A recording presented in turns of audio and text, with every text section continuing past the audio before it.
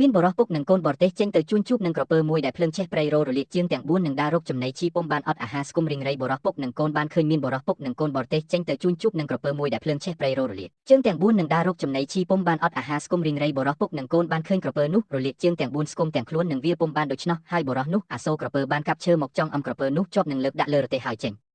បទៅលុះដល់បឹងមួយធំជាទីសុខសប្បាយបរិះនោះដាក់ក្រពើចុះក្នុងទឹកក្រពើនោះបានផឹកទឹកឆ្អែតហើយគិតនឹងខំបរិះនោះវិញបរិះនោះថាព្រះស្ដែងកុំខំអញមានគុណលើព្រះស្ដែងក្រពើនោះថាមានគុណនឹងអញឯណាបើចង់អញស្ទើរស្លាប់ដូច្នោះអញឈីព្រះស្ដែងឲ្យតតែបានក្រពើនោះរលាកជើងទាំង4ស្គមទាំងខ្លួននឹងវាពុំបានដូច្នោះហើយបរិះនោះអាសូរក្រពើបានកាប់ឈើមកចង់អំក្រពើនោះជាប់នឹងលើកដាក់លើរទេះហើយចេញបទៅលុះដល់បឹងមួយធំជាទីសុខសប្បាយបរិះនោះ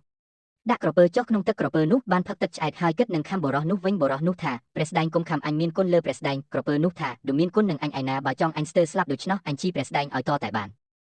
ឯបរិះថាព្រះស្ដែងកុំអាលខំអញមកយើងនឹងនាំគ្នាទៅរកអ្នកប្រាជ្ញលោកកាត់សេចក្តីនេះឲ្យយើងទើបបរិះនឹងក្រពើនាំគ្នាទៅក្រាបបង្គំទូលព្រះមហាក្សត្រដោយនៅដំណើរទីតីក្រពើក្រាបបង្គំថាខ្ញុំព្រះបាទអម្ចាស់នៅទីមួយស្ងៀមស្រាប់តែចៅនេះមកចង់អបខ្លួនខ្ញុំព្រះបាទអម្ចាស់ជាប់លើកដាក់លើរទេះបទៅខ្ញុំព្រះបាទអម្ចាស់បំរះពុំរួចព្រោះតែធ្វើទុកខ្ញុំព្រះបាទអម្ចាស់បានជាខ្ញុំព្រះបាទអម្ចាស់ខំបរិះនេះឆីបរិះក្រាបបង្គំថាក្រពើនេះ